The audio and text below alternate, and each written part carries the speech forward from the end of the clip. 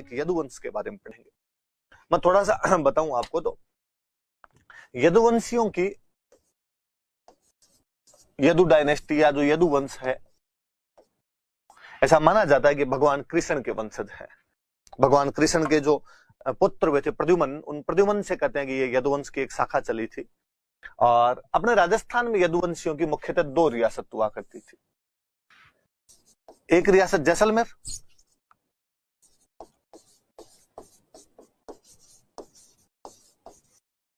और दूसरी रियासत थी करौली। जैसलमेर वाले जो यदुवंशी थे ये थे भाटी,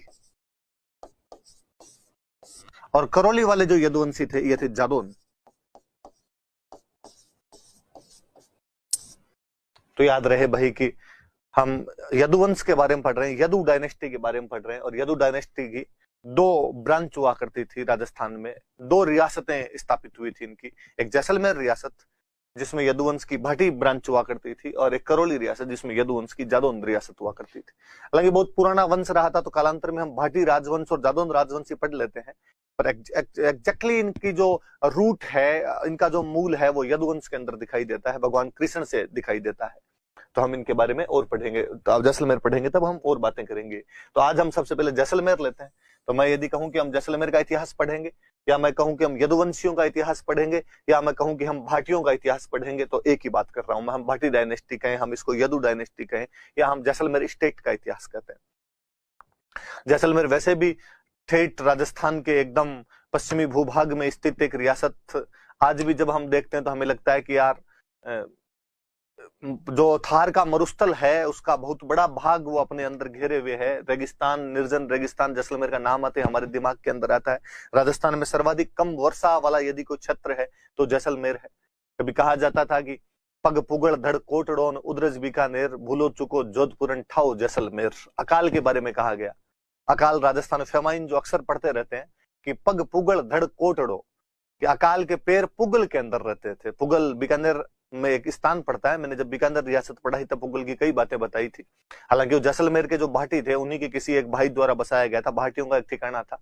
तो पग पुगड़ धड़ कोटड़ो, कोटड़ा बाड़मेर के अंदर एक ठिकाना पड़ा करता था। हम जब बागा बहारमली की कहानी पढ़ते हैं तो बागा जो था वो कोटड़ा का ही था। पग पुगड़ धड़ कोटड़ो, कि पैर पुगल के अंदर है, धड़ धड़ जो है वो कोटड़े के अंदर है। उद्रज बीकानेर, और पेट, उदर का मतलब पेट, पेट बीकानेर में। वो जो अकाल नाम का जो भी कोई महापुरुष है, जो अकाल नाम की शख्सियत है, उसने अपने पैर पुगल में जमा रखे हैं, उसने अपना धड़ कोटड़े के अंदर जमा रखा है, उसका पेट है वो बीकानेर के अंदर है। भूलो चुको जोधपुर, कभी कभी भूल चुक से जोधपुर की तरफ भी वो जाता है, और ठाओ जैसलमेर, बाकी उसका 24 आवर्स का जो ठिकाना है वो उसका जैसलमेर है।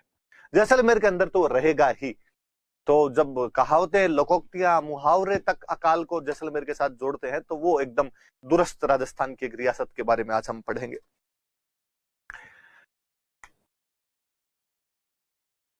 जैसलमेर का इतिहास। एक इधर एक लोगो लगाया हुआ है जिस पर इधर एक शब्द लिखा हुआ है, छत्रला यादवपति। जैसा कि मैंने बताया आपको अभी कि जैसलमेर के जो भाटी थे ये यदुवंशी थे, भगवान कृष्ण के वंशज माने जाते हैं, descendant of Lord Krishna. Shri Krishna के वंशज माने जाते हैं, इसलिए इनके साथ में एक उपाधि पड़ी, छत्रला यादवपति। यदुवंशी या यादववंशी भगवान कृष्ण।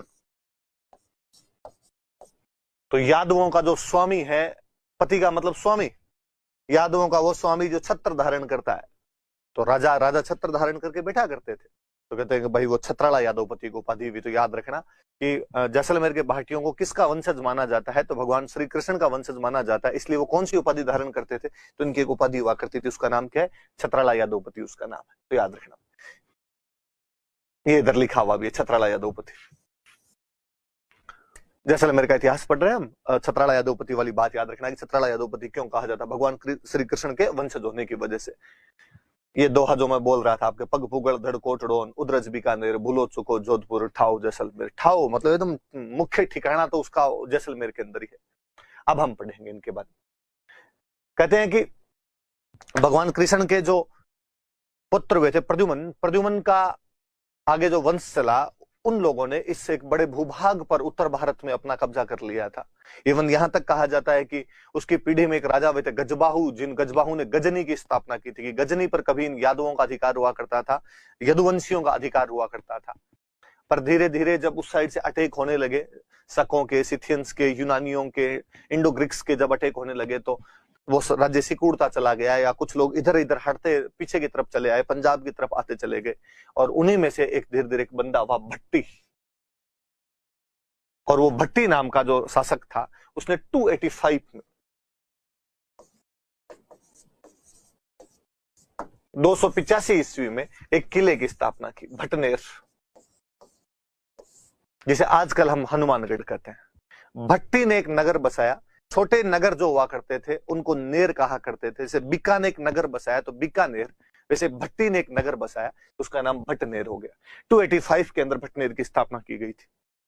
अब आपकी स्थापना एक बार वापस याद आ जानी चाहिए कि उदयपुर की स्थापना तो 1559, जोधपुर की स्थापना तो 1459, बीकानेर की स्थापना तो 1488, अजमेर की स्थापना तो 1113, उसके बाद आपकी सिरोही की स्थापना तो 1425, जयपुर की स्थापना तो 1727, उसके बाद सवाई माधोपुर की स्थापना तो 1763, और ये आपके देख लो आप भटनेर की स्थापना 285। बहुत पुराना बना हुआ है।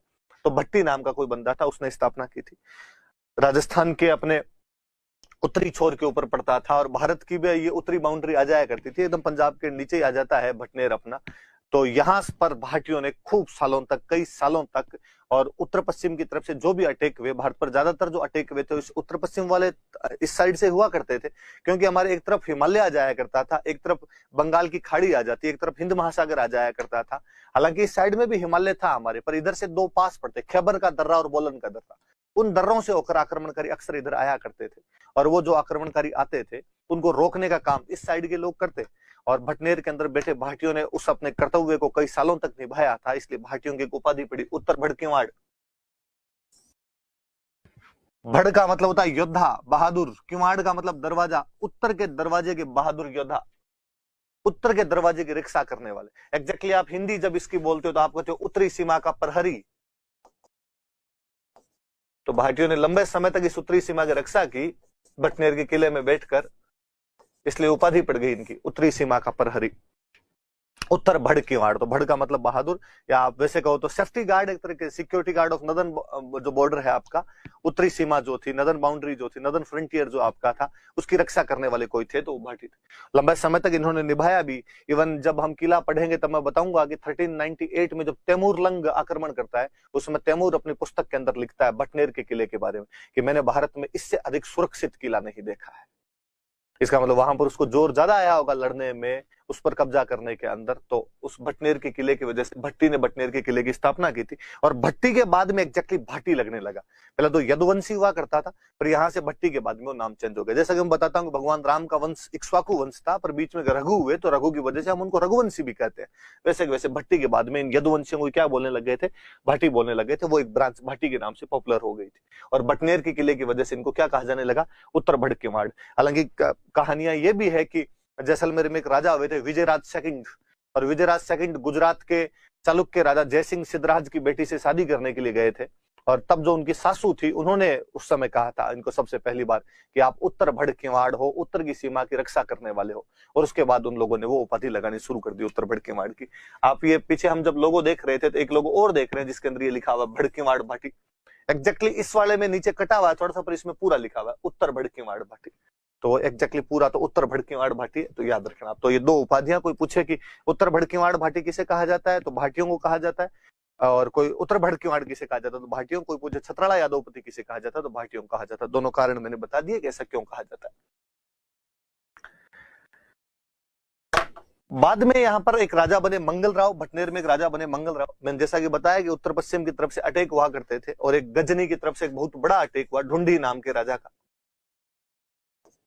ढूंढी नाम के राजा थे जिन्होंने अटैक किया। मंगल राव उनसे हार जाता है, और मंगल राव हार के बाद में रेगिस्तान की तरफ आ जाता है। और मंगल राव ने एक नई राजधानी की स्थापना की, तन्नौट। तन्नौट की स्थापना की थी, एक नई राजधानी बना दी थी उन्होंने तन्नौट के रूप में। तो याद रहेगी, भट्टी ने भटनेर की स्थापना की थी 285 में। मंगल राव गजनी के राजा ढूंढी से हारने के बाद नई राजधानी अपनी कहां बना लेता है, तन्नौट के अंदर नई राजधानी बना लेता है। हम तन्नौट का इतिहास आगे और पढ़ते हैं तब पढ़ेंगे। फिर एक राजा हुए देवराज नाम करके। देवराज ने शुरुआत के अंदर अपनी एक राजधानी बनाई, पाकिस्तान के अंदर एक जगह पड़ती है देरावल, पाकिस्तान में जगह पड़ती है। तो पहले राजधानी इस देरावल को बनाया गया था। हालांकि कई लोग कहते हैं कि इसका एग्जैक्टली नाम देरावल नहीं था। जैसलमेर के राजा शुरू में अपनी उपाधि लगाया करते थे राव। देवराज के टाइम से इन्होंने, जैसलमेर के राजाओं ने उपाधि लगानी शुरू की थी रावल, रावल उपाधि का प्रयोग करने लग गए थे। तो कहते हैं कि देवराज जब यहाँ रेगिस्तान के अंदर अपना राज्य विस्तार कर रहा था तो उसने एक जगह पे खूब दिन तक अपना डेरा रखा, खूब दिन तक उसका कैंप वहां पे पड़ा रहा। तो लोगों ने कहना शुरू कर दिया कि ये डेरा किसका है, तो ये डेरा रावल का है। तो डेरा रावल नाम की वो जगह फेमस हो गई कि डेरा रावल, डेरा रावल, डेरा रावल करते करते डेरा रावल से धीरे धीरे होगी देरा रावल, और देरा रावल से धीरे धीरे इसके अंदर से एक राह हट गया, लोगों से दो दो राह एक साथ बोले नहीं गए, तो उन्होंने कहा देरावल। तो देरावल फोर्ट है, किला बना हुआ है पाकिस्तान के अंदर। हालांकि पाकिस्तान में उनका संरक्षण, प्रोटेक्शन, कंजर्वेशन कोई करता नहीं है, तो अब तो वो इतनी अच्छी अवस्था में नहीं है, पर पाकिस्तान के अंदर भी इन्होंने कुछ दिनों तक अपनी राजधानी रखी थी और डेरा रावल बनाया था। और उसी समय देवराज बाद में एक नई राजधानी और बनाता है, पहले देरावल बनाता है, फिर एक नई राजधानी की स्थापना करता है, वो राजधानी थी लोदरवा। कभी यहां पर परमारों का अधिकार हुआ करता था, लोदरवा में परमार हुआ करते थे, उन परमारों को हरा देता है और परमारों को हराकर लोदरवा पर कब्जा करता है। लोदरवा पे कब्जा कर लेता है तो अपनी राजधानी को कहां लेके आ जाता है, लोदरवा के अंदर अपनी राजधानी को लेकर आ जाता है। जब लोदरवा की बात आती है, वैसे सिंपल सी याद रखने वाली बात यही कि आपके भट्टी ने भटनेर को राजधानी बनाया था, मंगलराव तन्नौट को राजधानी बना लेते हैं, देवराज पहले आपके देरावल फोर्ट को राजधानी बनाता है, बाद में परमारों को हराकर जब लोदरवा पर कब्जा करता है तो लोदरवा को राजधानी बना लेता है। पर जब भी लोदरवा का नाम आता है तो इन भाटियों की या परमारों की राजधानी से भी ज्यादा एक किसी बात को याद किया जाता है, तो राजस्थान की एक बहुत प्रसिद्ध प्रेम कहानी को याद किया जाता है, जो कि मुमल महेंद्रा के नाम से जानी जाती है। मुमल कहते हैं कि यहाँ लोदरवा की कोई राजकुमारी भी थी, इन भाटियों से बहुत पहले, इन परमारों से बहुत पहले, बहुत पुरानी कहानी है। कोई मुमल नाम की एक राजकुमारी थी और पाकिस्तान में एक रियासत पड़ती थी अमरकोट, और उस अमरकोट का एक सोढ़ा राजकुमार था। अमरकोट का राजकुमार हुआ करता था महेंद्र सोढ़ा, और महेंद्र सोढ़ा की जो बहन थी उसकी शादी गुजरात जडेजाओं के अंदर की हुई थी। उसके जो जीजाजी थे हमीर जडेजा, वो एक बार अमरकोट अपने ससुराल आए हुए थे, और जब वो वापस जा रहे थे तो महेंद्र उनको आगे, भाई आगे तक लो, मैं आपको रवाना करके आ जाता हूँ। साले जीजे ने कहा रास्ते में शिकार खेलेंगे कई दूर, तो अमरकोट से चलते हुए और यहाँ लोदरवा की सीमा तक आ गए थे। यहाँ पर कहते हैं प्यास वगैरह लगी और पास में मुमल का महल बना हुआ था, तो महेंद्र वहां से पानी वगैरह पीने के लिए जाता है। हालांकि कहते हैं कि उस मुमल का जो महल था उसकी सिक्योरिटी बहुत तेज थी, वहां अलग अलग जगह पे बहुत ही जंगली जानवर खड़े किए हुए थे, पर महेंद्र उन सब बाधाओं को पार करता हुआ मुमल के पास पहुंचता है। महेंद्र बहुत सुंदर था, उसकी शक्ति को देखकर, उसकी चतुराई को देखकर मुमल उस पर मोहित होती है, और दोनों वहां पर गंधर्व विवाह, जिसको आज के टाइम में आप बोलो तो लव मैरिज कर लेते हैं, और महेंद्र उसके बाद यहाँ से चला जाता है। पर कहा जाता है कि महेंद्र डेली रात को अपना ऊंट लेकर मुमल से मिलने के लिए अमरकोट से लोदरवा आया करता था। एक बार जब महेंद्र की बाकी रानियों को पता चला कि भाई बंदा रात को तो गायब हो जाता है, किधर जाता है, पता चला कि ऐसे ऐसे लोदरवा जाता है, तो एक रात में लोदरवा कैसे पहुंच जाता है, तो ये वाला जो ऊंट है इस पर बैठकर एक रात के अंदर वहां पहुंच जाता है। और एक बार उन्होंने ऊंट चेंज करवा दिया, वो ऊंट इधर उधर भेज दिया, दूसरा ऊंट था। उस दिन जो महेंद्र था वो अमरकोट से तो निकला, लेकिन नया ऊंट था, रास्ता भटक गया ऊंट, और जब जिस टाइम पर वो पहुंचता था उस टाइम पर वो पहुंच नहीं पाया, लेट हो गया, तो मुमल को नींद आ गई तब तक। और मुमल ने पहले वेट किया होगा भाई महेंद्र आएगा, और महेंद्र नहीं पहुंचा, तो कहते हैं उसकी एक बहन और थी मुमल की, सुमल नाम करके। दिन के अंदर वो जब वही थी मुमल और सुमल दोनों कोई खेल खेल रही थी, और उसके अंदर सुमल पुरुष बनी हुई थी और मुमल महिलाएं बनी हुई थी। तो उसने वो मर्दाने कपड़े पहन रखे थे, पुरुष के कपड़े पहन रखे थे, और रात को जब महेंद्र आता है तो वो देखता है कि मुमल के साथ एक पुरुष सो रहा है, जबकि वास्तव में उसकी बहन सुमल ही सो रही थी। महेंद्र को देखकर बड़ा झटका लगता है, महेंद्र वहां से वापस चला जाता है, उसके बाद वापस कभी नहीं आता है। मुमल कई दिनों तक उसका वेट करती है, यहाँ से विरह के गीत गाती है, लेकिन अमरकोट में महेंद्र के कानों तक तो गीत कैसे पहुंचे। और एक दिन मुमल यहाँ से अमरकोट जाती है, द्वारपाल जो था उसको जाकर कहती है कि मैं महेंद्र से मिलने के लिए आई हूँ, मुझे महेंद्र से मिलना है। और जब महेंद्र के पास समाचार पहुंचा गया तो महेंद्र ने कहा कि उसको कह दिया जाए कि महेंद्र की मृत्यु हो चुकी है, इसलिए महेंद्र तो अब कहां से मिलेगा। और मोमल को जैसे ही ये कहा गया कि महेंद्र की मृत्यु हो गई, मोमल के प्राण पखेर उड़ जाते हैं। प्रेम का एक बार फिर दुखांत हुआ। और मैंने आपको कहा था कि ऐसी दुखांत प्रेम कहानियां ही अक्सर याद की जाती है ज्यादातर। और जब महेंद्र को पता चला कि मोमल मेरे से इतना अधिक प्यार करती थी, उसे अपनी गलती का एहसास हुआ, उसे बाकी बातों को पता चला, तो महेंद्र पागल हो जाता है, पत्थरों के से टकरा टकरा के बाद में मर जाता है। तो वो जो मोमल महेंद्र की प्रेम कहानी जो आज भी पश्चिमी राजस्थान के अंदर बड़े लाड कोड और चाव के साथ में सुनाई जाती है, वो प्रेम कहानी की जो नायिका मोमल है वो लोदरवा की राजकुमारी हुआ करती थी, और जो महेंद्र था वो अमरकोट का राजकुमार था। हालांकि इनका इन देवराज से, इन भाटियों से कोई लेना देना नहीं, उसे बहुत पुरानी कहानी है। पर फिर भी कभी कोई पूछे कि राजस्थान की प्रसिद्ध लोक कहानी मोमल महेंद्र में मोमल कहाँ की राजकुमारी थी, तो याद रहे आपके कि मोमल लोदरवा की राजकुमारी थी। आज भी वहां लोदरवा के अंदर मोमल की मेड़ी बनी हुई है, तो ये मोमल याद रख लेना भाई। इधर इनसे कोई लेना देना नहीं, ये एक अलग कहानी चल रही थी। लोदरवा नाम आया इसलिए मैंने आपको बता दी। तो देवराज ने 2 राजधानियां बनाई थी, पहले पाकिस्तान में देरावल फोर्ट, और उसके बाद परमारों को हराकर उसने लोदरवा पर कब्जा किया था। लोदरवा की एक बात ही अलग से मैंने बता दी आपको। और देवराज के बाद में रावल टाइटल लगने लगा था, इससे पहले राव टाइटल लगा करता था। यह पाकिस्तान का देरावर फोर्ट है।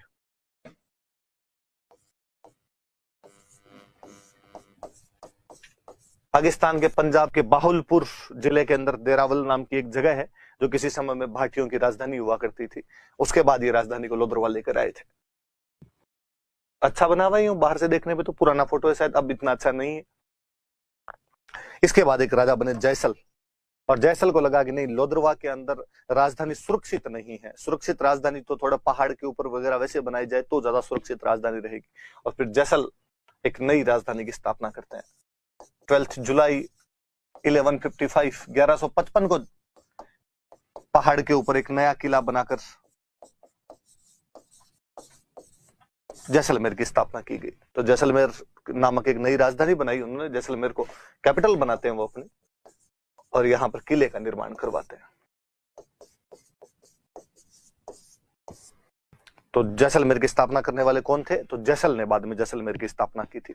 तो शुरुआत में हम जब इतना हिस्ट्री पढ़ते हैं ये, तब हम पढ़ते हैं कि पहले राजधानी इनकी आपके भटनेर थी, भटनेर से तन्नोट गए, तन्नोट से देरावल गए, देरावल से लोदरवा आए, और लोदरवा से आप कहाँ चले जाते हैं? जैसलमेर चले जाते हैं। हालांकि जब हम बहुत पुरानी किंवदंतियों में जाते हैं तब ऐसा कहा जाता है कि जैसलमेर भाटियों की 9वीं राजधानी थी। बाकायदा एक दोहा है कि काशी मथुरा प्रागवड़ गजनी और भटनेर दुगम देरावर लुद्र वो नमोगढ़ जैसलमेर, की भाटियों ने 9वीं राजधानी जो बनाई थी वो जाकर आपके जैसलमेर को बनाया था। पर अपने जब इसको ऐतिहासिक महत्व से हिस्ट्री में देखते हैं तब अपने को यही नाम मिलते हैं। इससे पहले वाले हम वैसे सुनते हैं कि भगवान कृष्ण के वंश में गजबाहु हुए थे और गजबाहु यदुवंशी थे और गजबाहु ने गजनी की स्थापना की थी, या बाकी जो भी उनकी राजधानियां रही थी उनकी ऐसी बातें सुनी जाती है। अपने याद रखने वाली बात इतनी, तो याद रखना भाई। तो आपके जैसल ने जैसलमेर की स्थापना की थी, 12 जुलाई 1155 ईस्वी को जैसलमेर की स्थापना की गई थी। और मैं थोड़ी सी बात बताऊं, यहीं पे आगे तो मैं 2 बात बता देता हूं आपको। तो एक बात मेरी बताई हुई है कि पीले पत्थरों से बना हुआ किला है, जो पीले पत्थर जब सूरज की रोशनी में चमकते हैं तो सोने जैसे दिखाई देते हैं, इसलिए इसको स्वर्णगिरी का किला कहा जाता है, या इंग्लिश में बोले तो एग्जैक्टली गोल्डन फोर्ट कहा जाता है इसको। मैंने और बताया था कभी सत्यजीत रे ने इस पर मूवी बनाई थी, सोनार किला या सोनारगढ़ नाम की मूवी बनाई थी, सोनार फोर्ट सत्यजीत रे की बनाई हुई मूवी है। हम और जब किले पढ़ेंगे तब और बात करेंगे इसके बारे में, पर इतनी सी बात, अब किले की ये बात बताई हुई थी, आप वापस याद रख लेना इस बात को। इसके बाद में एक राजा बने मूलराज प्रथम। मूलराज प्रथम राजा थे। वास्तव में मूलराज प्रथम के जो पिता थे जेत सिंह, उनके टाइम से ही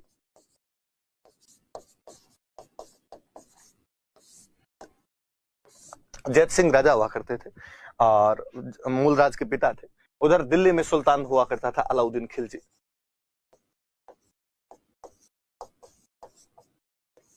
अलाउद्दीन खिलजी दिल्ली का सुल्तान।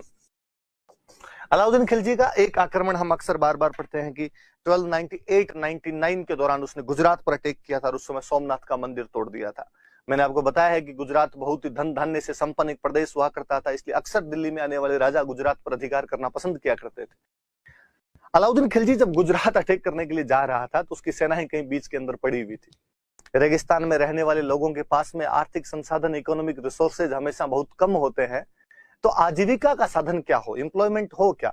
खेती आपके हो नहीं सकती, खेती नहीं है तो उद्योग भी किस चीज के लगेंगे, खनिज वगैरह भी कोई यहाँ पर होते नहीं थे, तो क्या किया जाए, तो भूख तो मिटानी पड़े कहीं ना। और मैंने बताया कि खेती हो भी तो अकाल की क्या स्थिति थी कि अकाल ने अपना निश्चित डेरा यदि कहीं जमा रखा था तो जैसलमेर के अंदर जमा रखा था।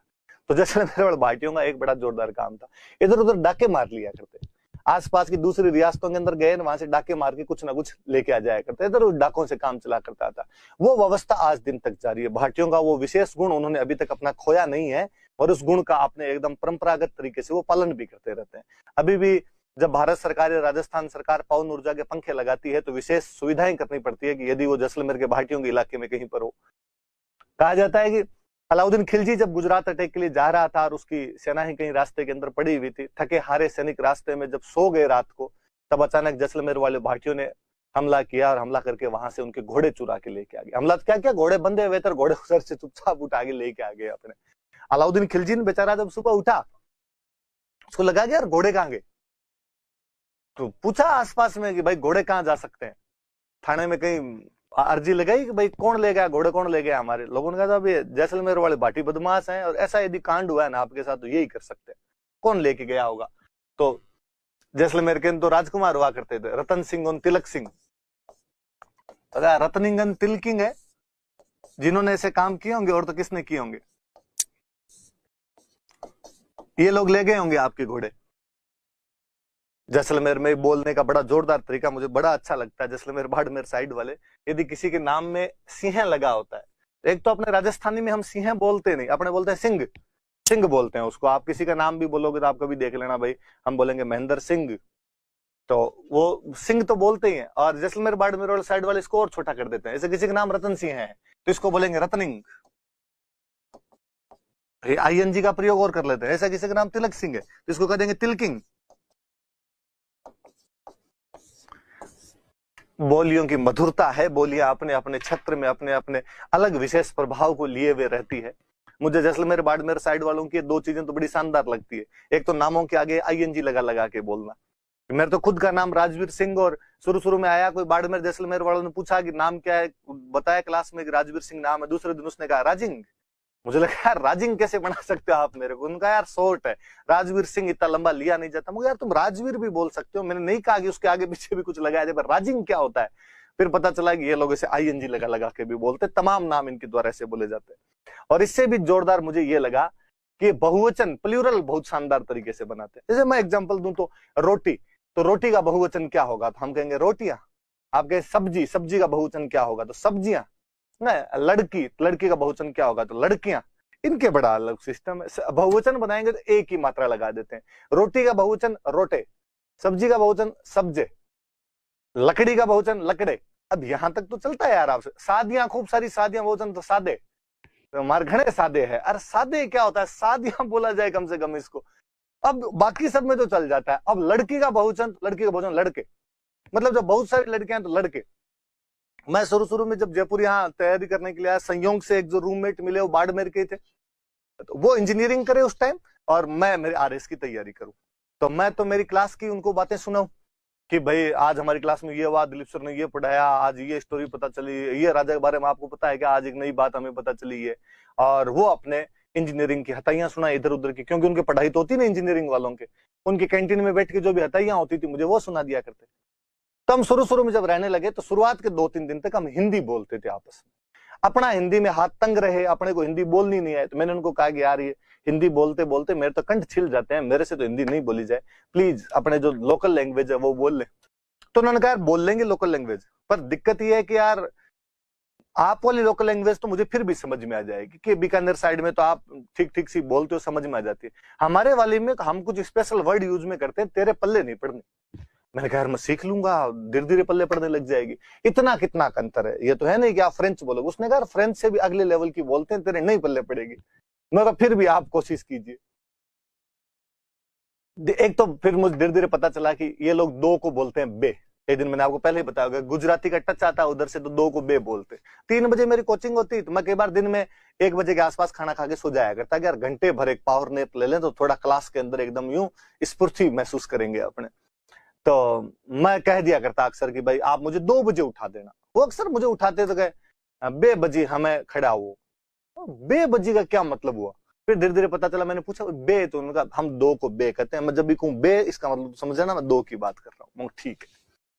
अब वो एक दिन मुझे अपने को इंजीनियरिंग कॉलेज की बात बताए, कहानी इस प्रकार की कोई, वो कहना चाह रहे थे कि दो तो लड़कियां थी और एक लड़का था, मतलब उसके पात्र इस प्रकार के, और वो मुझे कहेंगे बे लड़के हते न एक लड़को हतो। तो मैं बे का मतलब दो समझ गया, मैं बे लड़के एक लड़को, तो तीन लड़के हो गए। उनका ना बे तो लड़के हते, लड़को तो एक ही जतो। मैं कहा हाँ मैं समझ रहा हूँ, बे मतलब दो, आपने कहा दो लड़के थे, एक लड़का और था, तो यूं बोलो ना यार तीन लड़के थे। उनका मैंने कहा था तेरे को, तेरे नहीं समझ में आएगी हमारी वाली। मैं जब खूब सारी रोटियां बनती है अपने, मैं क्या कहता हूँ रोटे, सब्जियां, सब्जी दो तीन बनवा लो तो अपने क्या बोलते हैं, तो सब्जे। तो लड़कियां बहुत सारी होगी तो मैं क्या बोलूंगा, अच्छा मैं बे लड़के मतलब दो लड़कियां थी एक लड़का, हाँ एग्जैक्टली है। मुझे बड़ा जोरदार लगता है कि यार ये वाला ठीक है। फिर वो दिलीप सर हमें क्लास में सुनाया करते थे कि किसी जैसलमेर वाले के रूम पे गए, उसके रूम पे हीरोइनों के फोटो लगे हुए हैं, साथ में एक और बंदा, वो भी कोई जैसलमेर का, हो गए माधुरेन, मीनाक्षेन, प्रीतेन, रानेन लगाए हैं। तो रानी मुखर्जी प्रीति जिंटा नहीं, प्रीते, राने, माधुरे, मीनाक्षे, तो वो बात है भाई। तो वो बहुवचन वाला बड़ा जोरदार लगता है, एक आईएनजी वाला बड़ा जोरदार लगता है। तो अलाउद्दीन खिलजी, किसी ने बताया कि रत्निंग और तिलकिंग तुम्हारे घोड़े ले गए। अलाउद्दीन खिलजी ने बेचारे ने जैसलमेर वालों को मैसेज किया, जैत सिंह को मैसेज किया कि भाई मेरे घोड़े तुम लोग लेके आ गए, वापस दे दो। भाटिया ने कहा कि ना, लाई हुई चीज तो आज दिन तक हमने वापस किसी को नहीं दी। ये भगवान कृष्ण के समय से उन्होंने बस माखन माखन चुराया था, हम थोड़ा सा आगे बढ़े हुए, बाकी ये वाला मामला देखो परंपरागत है और बड़कों का नाम इसके अंदर है, तो वापस तो नहीं देंगे हम। अलाउद्दीन ने कहा मैं तुम्हारे पे आक्रमण कर दूंगा, वो तेरे जो जी में है ना वो कर लेना ढंग से, पर हम तेरे को वापस तो नहीं देंगे ये चीजें। तो कहते हैं अलाउद्दीन खिलजी ने अपनी एक आर्मी भेज दी, यहाँ पर आर्मी भेज के किला घेर लिया गया, इन्होंने कहा लड़ाई कर लेंगे। अब ऐसी अलग अलग थ्योरीज है, कहते हैं कि 12 साल तक लगभग वो घेरा चला था यहाँ पे, 1299 के आसपास में अटैक किया था उन लोगों ने। अलग अलग कहानियां, कोई कहते हैं 12 साल तक घेरा चला था, कोई कहते हैं नहीं उसी समय युद्ध हो गया था। जब भी हो, पर वो घेरा चला और घेरे के अंदर लगा कि अब जब किले का अनाज और जल समाप्त हो गया है, अपनी पार नहीं पड़ेगी, तो मैंने बताया था आपको साका किया जाता था। कहते हैं उस घेरे के दौरान ही जैत सिंह की तो मृत्यु हो जाती है, तो राजा मूलराज बन जाता है, और मूलराज के समय में साका किया गया। तो ये जैसलमेर का पहला साका था। अपने तो यही मानते हैं कि ज्यादा लंबा, इतना लंबा तो क्या ही घेरा चला होगा, उसी साल अटैक हुआ होगा, लड़ाई हो गई होगी। तो 1299 के अंदर जैसलमेर के अंदर पहला साका हो गया था। आप हालांकि आपके दिमाग में आएगा कि सर आपने कहा था कि रणथंभौर वाला जो साका है वह पहला साका था, और वो आपने 1301 के अंदर बताया था। मैंने उस दिन ही कहा था कि ऐसा आरपीएससी मानती है, वो उसको उत्तर को सही मानती है, इसलिए इसको मान लिया जाना चाहिए। बाकी हमारी हिस्ट्री तो ये कहती है कि जैसलमेर का भी पहला साका ये नहीं था, इससे पहले भी जैसलमेर में साके हो चुके थे, और भी कई साकों के अपन जिक्र करता है, पर जिनको एविडेंस के रूप में बाद में हिस्टोरियन ने मानना शुरू किया, आरपीसी उनको मानती है, तो अपने ही मान लिया जाए। तो अपने सिंपल सी इस राम कहानी में याद रखने वाली बात इतनी कि मूलराज प्रथम के समय जो अलाउद्दीन खिलजी था वो जैसलमेर पर अटैक करता है 1299 में, और इस समय जैसलमेर का पहला साका होता है। घोड़े वगैरह उठा के ले आए थे वहां से, इस वजह से नाराज था। और एक कहते हैं कि अलाउद्दीन खिलजी ने मंडोर पर आक्रमण किया था, और उस समय जो भी मंडोर का राजा हुआ करता था वो भी भाग के जैसलमेर वालों के पास में चला गया था, तो जैसलमेर वालों ने उसको शरण दे दी थी। तो अलाउद्दीन खिलजी की ये भी नाराजगी थी, भाई आप मेरे विद्रोही को, मेरे हत्यारे को वहां पर शरण देते हैं। याद रहे आपने सिंपल सी इतनी बात कि कोई पूछेगा जैसलमेर का पहला साका कौन से राजा के टाइम में हुआ, मूलराज प्रथम, किसने आक्रमण किया था, अलाउद्दीन खिलजी। बाकी प्लीज नहीं जाएं कौन से सन में हुआ था, कितने साल घेरा चला था, ये बातें आपसे कभी भी नहीं पूछी जाएगी। ये पहला हुआ, वो पहला हुआ, फिर या तो यहीं रह जाओगे, इसी बहस के अंदर रह जाओगे, या ढंग की चीजें याद कर लो। सिंपल बात, जैसलमेर का पहला साका मूलराज प्रथम के समय में हुआ था, इस समय दिल्ली के सुल्तान अलाउद्दीन खिलजी ने आक्रमण किया था।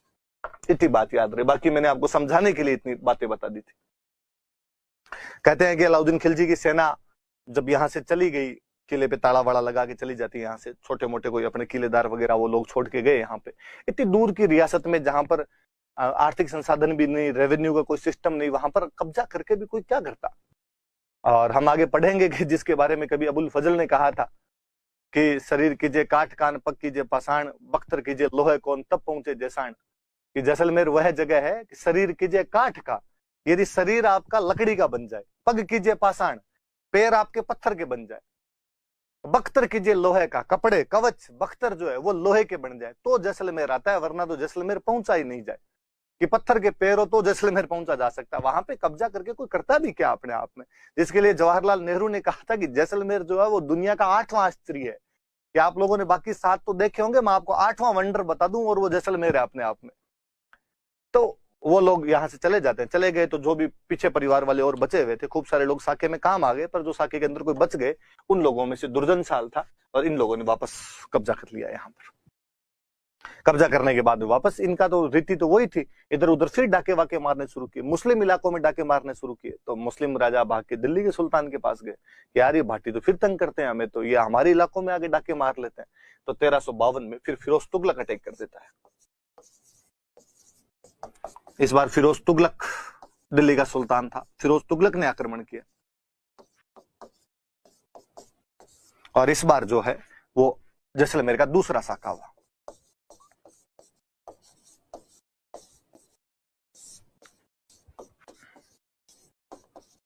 दूसरा साका होता है। सिंपल याद रखने वाली बात की, जैसलमेर का पहला साका मूलराज प्रथम के समय हुआ जब अलाउद्दीन खिलजी ने अटैक किया। जैसलमेर का दूसरा साका दुर्जन साल के टाइम में हुआ जब आपके फिरोज तुगलक ने आक्रमण किया। 1352 की बात है ये। तीसरा लूणकरण। लूणकरण के बारे में एक बात आपको बताई हुई है कि इसकी बेटी थी उमादे, जिसकी शादी मारवाड़ के राजा मालदेव के साथ हुई थी, और मालदेव और उमादे में भारमली नामक एक दासी की वजह से विवाद हो जाता है। उमादे मालदेव को छोड़कर बाद में चले जाते हैं वहां से, कई दिन तक अजमेर के तारागढ़ किले में रहते हैं, फिर जोधपुर के पास में कोसाना नाम का गांव है वहां पर रहते हैं, फाइनली वो मेवाड़ में केलवा चले जाते हैं।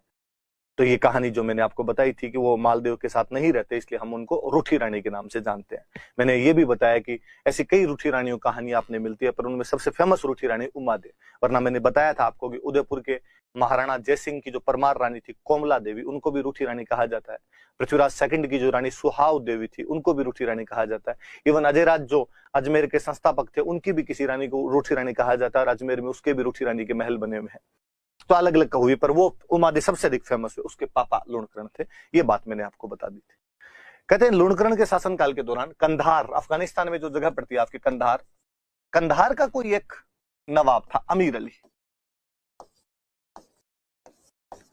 अमीर अली के अपने भाई के साथ वहां लड़ाई होती है, ये कंधार का शासक बनना चाहता है, परंतु इसका जो भी वहां पर भाई था वो वहां का शासक बन जाता है और अमीर अली को वहां से भगा देता है। अमीर अली भागकर जैसलमेर में आकर शरण लेता है यहाँ पर, और लूणकरण को कहता है कि भाई तू मेरे धर्म का भाई है और तू मुझे सहायता दे, शरण दे, रहने की जगह दे, मेरे को तो भगा दिया, रहने की भी जगह नहीं। दोनों ने पगड़ियां बदली आपस में, पहले जब भी भाई बनते तो आपस में पगड़ियां चेंज किया करते थे, पगड़ियां बदली, पगड़ी बदल के दोनों भाई बन गए, और लूणकरण ने अमीर अली को रहने के लिए जगह दे दी। अमीर अली वहां पर रहा करता था। कई दिन हो गए अमीर अली को वहां पर रहते हुए, सहपरिवार वहां पर रहता था। तो एक दिन अमीर अली ने लूणकरण को कहा कि यार देख, अपने दोनों कितने अच्छे दोस्त हैं, खाते पीते उठते बैठते शिकार करते सब साथ में है, भाई बने हुए हैं दोनों, पर अपने परिवार नहीं मिले यार। कभी हमारी मेरी जो बेगमें है वो तुम्हारी रानियों से मिले, महिलाओं का भी तो आपस के अंदर मेल करवाया जाना चाहिए। लूणकरण ने कहा ठीक है, 2-3 दिन बाद हमारे परिवार के अंदर कोई फंक्शन है बाहर, तो हमारे परिवार के जो पुरुष सदस्य हैं ज्यादातर, वो तो फंक्शन के अंदर भाग लेने के लिए बाहर जाएंगे, और किले के अंदर केवल महिलाएं हैं। तो आप एक काम करना, उस समय आप अपनी बेगमों को भेज देना, महिलाएं ढंग से आपस में मिल लेगी। अमीर अली अपने डेरे पर आया और उसने अपने बाकी साथ वालों को कहा कि महिलाओं को कहे कि भाई तैयार रहे और 3 दिन बाद जैसलमेर के किले के अंदर जाके रानियों से मिलकर आना है। तो 3 दिन बाद ही क्यों? अरे कि उनके ज्यादातर जो पुरुष सदस्य हैं वो उस दिन बाहर जाएंगे, तो किले में महिलाएं होगी, पुरुष नहीं होंगे, तो आराम से मिल लेगी। और साथियों ने अमीर अली कहा कि मूर्ख, इतना अच्छा मौका है, जैसलमेर के किले पे कब्जा कर लेते हैं, रानियों को भेजने का आवश्यकता है, अपने ही चलते हैं, जब पुरुष है ही नहीं तो किले पे कब्जा कर लेते हैं। उन लोगों ने प्लान बनाया, और प्लान बना के पहले बेग में वगैरह राज परिवार की महिलाएं जब बाहर निकलती तो पालकियों में बैठ के जाया करती थी। उनका भाई हमारे परिवार की तो 40-50 महिलाएं हैं, ये मिलने के लिए जाएगी, पालकी को, एक पालकी को उठाने के लिए 4 आदमी चाहिए नीचे, 50 पालकियां भी भेजो तो 50 लोग वो, नीचे 4-4 उठाने वाले 200 लोग वो, 250 लोगों की छोटी मोटी आर्मी तो बन जाए आपकी। और कहते हैं उन 50 में उन्होंने महिलाएं तो बिठाई नहीं, उन सब के अंदर हथियार बंद योद्धा बिठा दिया, हथियार वगैरह और रख दिए उन पालकियों के अंदर। जब किले के पहले गेट पर पहुंची तो वहां जो गेट कीपर था उसको डाउट हो गया, उसे लगा कि नहीं यार, पालकी में महिला नहीं। और पता चले कि यार एक तो कोई 1.5 कुंटल का डाकी बैठा हो, योद्धा जो होते थे वो रांगड़ हुआ करते थे यार, एक कोई रानियां बेचारी 45-45 किलो की फूल जैसी नाजुक हुआ करती थी, एक कोई वो बैठी हो, पर नीचे वाले 4 उठाने वालों के पैर डगमग डगमग करे तो उसको डाउट हुआ अंदर कोई। उनका ये तुम्हारी बैग में चेक कराओ यार, इतने कौन बैग में है तुम्हारी जो नीचे वालों के पैर ही डगमग डगमग कर रहे हैं।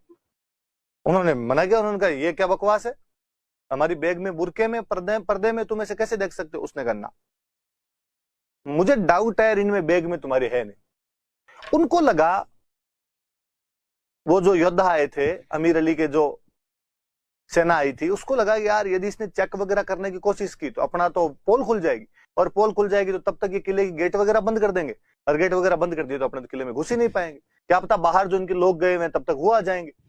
इससे तो अच्छा उतरो, यहीं पे उतरो, अपने पहले गेट से मारने शुरू करो, ज्यादा ज्यादा गेट कीपर ही तो खड़े हैं सारे के सारे, एक गेट पे 5-5, 7-7 गेट कीपर होंगे, किले के 7 गेट हुआ करते थे तो 35-40 आदमी, थोड़े बहुत अंदर होंगे तो इतों को तो अपने मार देंगे अपने ज्यादा इनसे, और वो वहीं पे उतर के मारकाट मचानी शुरू करते हैं। ये बात अंदर वालों तक को पता चलती है, ऐसे ऐसे अटैक हो गया यार, अब अपने कुछ ही नहीं कर सकते, वो लोग किले के अंदर ही घुस चुके हैं अब तो, और लड़ाई शुरू कर दी है उन्होंने। अब क्या किया जाए, ऐसा जब भी मौका हो कि आपकी सेना कम हो, दुश्मन की सेना ज्यादा हो, तो अक्सर अपने राजस्थान में साके किए जाते, साके में सारी महिलाएं होती, वो अग्नि के अंदर जल जाया करती, पुरुष केसरी कपड़े पहनकर बाहर लड़ने के लिए जाते, लड़ते हुए मारे जाते। पर महिलाएं जब जोहर किया करती थी, अग्नि में जलने को जोहर बोलते, पुरुषों वालों केसरिया बोलते, महिलाएं जब जोहर किया करती थी तो जोहर की बाकायदा विधि होती कि यज्ञ हुआ करता था, आहुतियां दी जाती थी, ब्राह्मण मंत्र बोलते थे, उसके बाद उन चंदन की लकड़ियों के अंदर महिलाएं बैठा करती थी। पर अब इतना समय कहाँ कि आपके लिए चिता जलाई जाए, यज्ञ करवाया जाए, मंत्र बुलवाए जाए, तब तक तो दुश्मन आके घेर लेगा, और पुरुष यदि लड़ेंगे, पुरुष लड़ते हुए मारे जाएंगे तो महिलाओं को उठाकर ले जाएंगे। और ये बहुत बुरी स्थिति हुआ करती थी कि दुश्मन के हाथ में आपकी महिलाएं लग जाए, और उनके कुछ समझ में नहीं आए तो रानियों में से ही उन महिलाओं ने ये सुझाव दिया कि मरना तो है हमें भी, भले अग्नि के हवाले होके मरे, भले किसी दूसरे तरीके से मरे, इससे अच्छा आप सब हमें तलवारों से काट दो। तमाम रानियां, राज परिवार की जो महिलाएं थी, उनको तलवारों से काट दिया गया। फिर वो वीर योद्धा जो भी 35-40 आदमी थे वो उनसे लड़ते हैं, केसरिया के अंदर लड़ते हुए मारे जाते हैं। अमीर अली एक बार तो कब्जा करने में सफल हो जाता है। हालांकि कहते हैं कि लूणकरण का बेटा था और उसका नाम भी मालदेव ही था, वो बाहर गया हुआ था फंक्शन में भाग लेने के लिए, और उनको जब सूचना मिली तो बाहर वाले लोग आए और उन्होंने अमीर अली को अब छुड़वा लिया, कब अमीर अली को मार देते और वापस किले के ऊपर अपना कब्जा कर लेते हैं।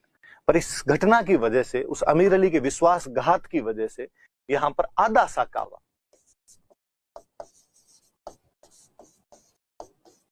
जिसमें कहा जाता है कि जोहर नहीं हुआ। क्यों नहीं हुआ जोहर? क्योंकि अग्नि नहीं जलाई जा सकी। समझिए इस बात को, इसका मतलब है कि जोहर वही होते हैं जिनके अंदर अग्नि जलाई जाती है। इसलिए मुझे जल जोहर जैसी व्यवस्थाएं कभी समझ में ही नहीं आई। आप ये नहीं कह सकते कि महिलाएं मरी नहीं है, यहां पर महिलाएं मरी है। जोहर को अग्नि स्नान कहा जाता था, फायर बाथ, पर यहां पर वो अग्नि स्नान नहीं हो पाया। महिलाओं के मरने का तरीका, वो तलवारों में कट कट कर खून बह बह कर वैसे ही मरी थी, तो उसको धारा स्नान कहा जाता है। धारा ही बही थी खून की वहां पर। महिलाओं ने धारा स्नान जरूर किया था, पर चूंकि वो अग्नि स्नान नहीं हो पाया, जोहर नहीं हो पाया, केवल केसरिया होता है, इसलिए कहा जाता है कि जैसलमेर के अंदर आधा साका हुआ था। तो याद रखना भाई कि कोई पूछेगा आपसे सिंपल सा कि जैसलमेर का आधा साका किसके समय में हुआ था, तो जैसलमेर का आधा साका लूणकरण के समय में हुआ था, जब कंधार के अमीर अली के विश्वासघात के कारण महिलाएं जोहर नहीं कर पाई और पुरुषों को केसरिया करना पड़ गया था। हालांकि महिलाओं को तलवारों से काट दिया गया था, परंतु हम इसे आधा साका कहते हैं क्योंकि अग्नि नहीं जलाई जा सकी थी, समय का अभाव था, टाइम नहीं था उनके पास में, इसलिए कहा भाई काट दो महिलाओं को तो, और अपने लड़ते हुए मारे जाएंगे। हालांकि बाद में मालदेव वापस इस किले को छुड़वा लेता है। हम इसलिए कहते हैं कि जैसलमेर में 2.5 साके हुए थे।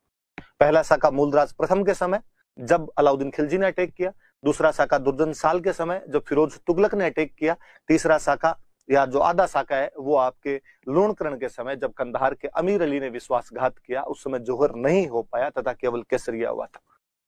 तो याद रख लेना भाई ये तमाम बात है ना। तो ये थोड़ी समझने वाली सी बात थी। तो मैं जब शुरू की क्लासों के अंदर मैं बताता हूं कि जौहर पहले हुआ करता था और केसरिया बाद में होता था, तो कई बार कई बच्चों को होता है कि नहीं नहीं सर हमने किताब में पढ़ा है, हमने वहां सुना है कि पहले केसरिया होता था, फिर जब उनकी हार निश्चित हो जाती तब महिलाएं जौहर किया करती थी। नहीं नहीं जी, पहले महिलाएं जौहर कर लिया करती थी। और ये स्थिति कब आती? ये स्थिति तब आती जब आपको पता था कि हार निश्चित है, अन्य ऑप्शन नहीं है, विकल्प नहीं है अपने पास में। और अब तो हारेंगे, किले के अंदर रहेंगे तो अन्न और जल से मर जाएंगे, इससे अच्छा है बाहर निकलो और दुश्मन को जितना नुकसान पहुंचा सकते हो उतना नुकसान पहुंचाते हुए लड़ते हुए मरो अपने। और अधिकाधिक नुकसान पहुंचाया करते थे। कहते हैं जयमल पत्ता वाले साके के अंदर जयमलन 8,000 सैनिक थे, उन्होंने अकबर के 40,000 लोग मार दिए थे। और आदमी जब अपने वाली पे आ जाता है ना कि भाई अब करो या मरो की, और फिर जब परिवार को पीछे जला के चला जाया करता था तो किसके लिए जिंदा रहना चाहे वो, इसलिए तमाम मोह माया से मुक्त होकर जाया करता था। हालांकि कोई पूछ सकता है कि परिवार को जला के जाते ही क्यों? यदि नहीं जला के जाते तो दुश्मन कब्जा कर लेगा और दुश्मन उन महिलाओं को उठाकर ले जाएगा। और जब ये बाहरी अटैक होने शुरू हुए थे, मुस्लिम अटैक होने शुरू हुए थे, तब ये स्थितियां ज्यादा उत्पन्न होने लगी थी। इससे पहले तक जब आपस में राजा लोग लड़ा करते थे तो ये महिलाओं को उठाने वाली इन बातें हुआ नहीं करती थी। बाद वालों में जब ये अटैक होने लगे तो उन लोगों को लगा भाई और कोई तरीका नहीं अपने पास, यही होना चाहिए।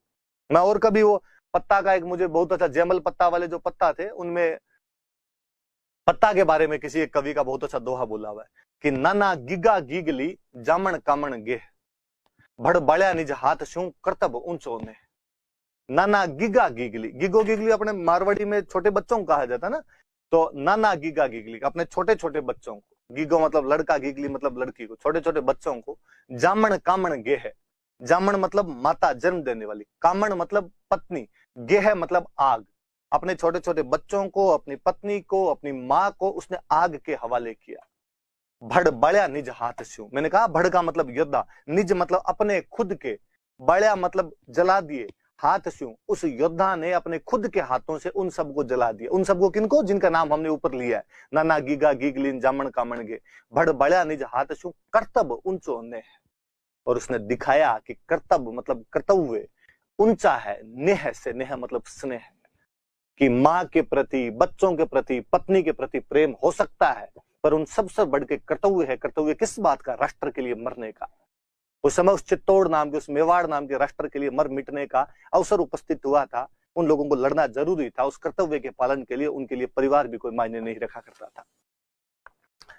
तो वो बात यहां भी याद रहे कि जौहर और केसरिया में क्या क्या व्यवस्था हुआ करती थी, तो ध्यान रखना थोड़ी सी आप बात। तो लूणकरण की थी बात इसके बारे में। फिर मूलराज सेकंड हुए थे। मूलराज सेकंड के टाइम में इनके समय एक प्रधानमंत्री हुए थे सालिम सिंह। बहुत बदमाश आदमी हुआ था भाई सालिम सिंह, और बहुत ज्यादा नियंत्रण था सालिम सिंह का। राजा के ऊपर भी सालिम सिंह ने एक तरीके से नियंत्रण कर ही लिया था। जनता पर बहुत ज्यादा अत्याचार किए। एक तो बहुत फेमस सी कहानी है कि सालिम सिंह बाणीय हुआ करते थे जाति के, और पास में जैसलमेर में गांव पड़ता था कुलधरा, पालीवाल ब्राह्मणों का गांव था।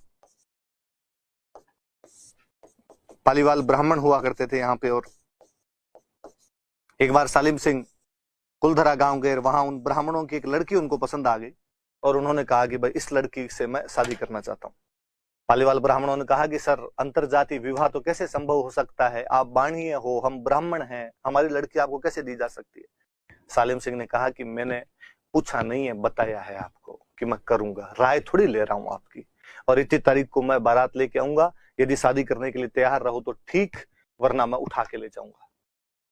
पालीवालों को जब लगा कि प्रधानमंत्री इतना शक्तिशाली है कि राजा की वैसे ही नहीं चलती है और ये उठा के ले जाएगा अपनी बच्ची को, तो कुलधरा तो उनका मुख्य गांव था। आसपास के 84 गांव के अंदर वो पालीवाल रहा करते थे। कुलधरा तो पूरा ही पालीवालों को हुआ करता था, बहुत शानदार सा शहर था। और वो जो पालीवाल ब्राह्मण थे वो व्यापार किया करते थे, ब्राह्मण होने के बावजूद, तो पैसे वाले लोग और थे। अचानक उन 84 गांवों के पालीवालों ने जैसलमेर खाली कर दिया था, पलायन किया था वहां से, और जोधपुर स्टेट के अंदर आकर बस गए थे यहाँ पर सालिम सिंह के अत्याचारों से बचने के लिए। कुलधरा की वो उजाड़ हवेलियां आज भी अपने उस पलायन की बातें सुनाती है। वो वैभवता से, उस भव्यता के साथ खड़ी हुई उस अपने पुराने वैभव को याद करती है। अक्सर हम उसको अब एक हॉरर सिटी के रूप में जानते हैं कि वो भूतहा हवेलियां हो गई है। बॉलीवुड वाले शूटिंग वूटिंग तो करते रहते हैं वहां पे। शायद अमिताभ बच्चन की जो सेकंड दीवार थी उसकी ज्यादातर शूटिंग है वो कुलधरा के अंदर की गई थी। तो याद रखना कि सालिम सिंह नाम का जो प्रधानमंत्री, जिसके अत्याचारों की बातें हम सुनते हैं, जिसकी वजह से कुलधरा के पालीवाल ब्राह्मणों को 84 गांव खाली करके पलायन करना पड़ गया था, वो मूलराज सेकंड के टाइम की बात है। सालिम सिंह ने जैसलमेर के अंदर अपनी एक बहुत ऊंची हवेली बनवाई थी। सालिम सिंह की हवेली कोई पूछे कहां पर स्थित है तो जैसलमेर में सालिम सिंह की हवेली है। फिर मूलराज सेकंड की पार जब पड़ नहीं रही थी तो 1818 में अंग्रेजों के साथ संधि कर लेता है। अंग्रेजों से संधि कर ली थी 1818 में, अंग्रेजों के साथ संधि कर ली थी। तो यह भी याद रखना भाई मूलराज सेकंड के बारे में। दो बातें, सालिम सिंह प्रधानमंत्री था, सालिम सिंह से संबंधित यह बात, और 1818 में अंग्रेजों से संधि। ये कुलधरा की हवेलियां हैं, आज भी बहुत अच्छे से पड़ी हुई है। तो ये याद रखना आप, कुलधरा कोई पूछ ले कुलधरा नामक स्थान कहाँ स्थित है तो ये जैसलमेर। फिर जवाहर सिंह जो आजादी के समय जैसलमेर के राजा थे,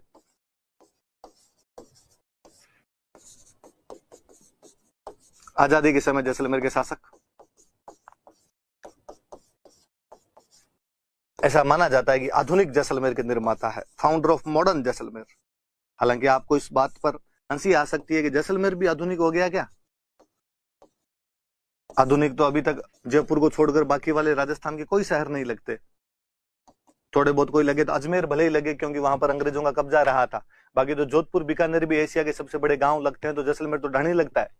पर यहाँ आधुनिक कहने का मतलब है कि उन्हीं के टाइम में डाक आई, उन्हीं के टाइम में तार आया, उन्हीं के टाइम में रेल आई। ऐसी जो भी आधुनिकीकरण की जो चीजें होती है वो जवाहर सिंह के टाइम में आई, इसलिए आधुनिक जैसलमेर का निर्माता। और इन्हीं के समय में एक किला बनाया गया था मोहनगढ़। जैसलमेर के अंदर एक मोहनगढ़ नाम के स्थान पर फोर्ट बनाया गया था, मोहनगढ़ का किला बनाया गया था, जो भारत का अंतिम किला माना जाता है। आजादी के जस्ट पास में 1945-46 के अंदर मोहनगढ़ किला बनाया गया, तो अंतिम किला अपने आप ही हो गया। तो ये भी पूछे तो याद रहे आपने, ये मोहनगढ़ का किला है जो भारत का अंतिम किला माना जाता है जैसलमेर।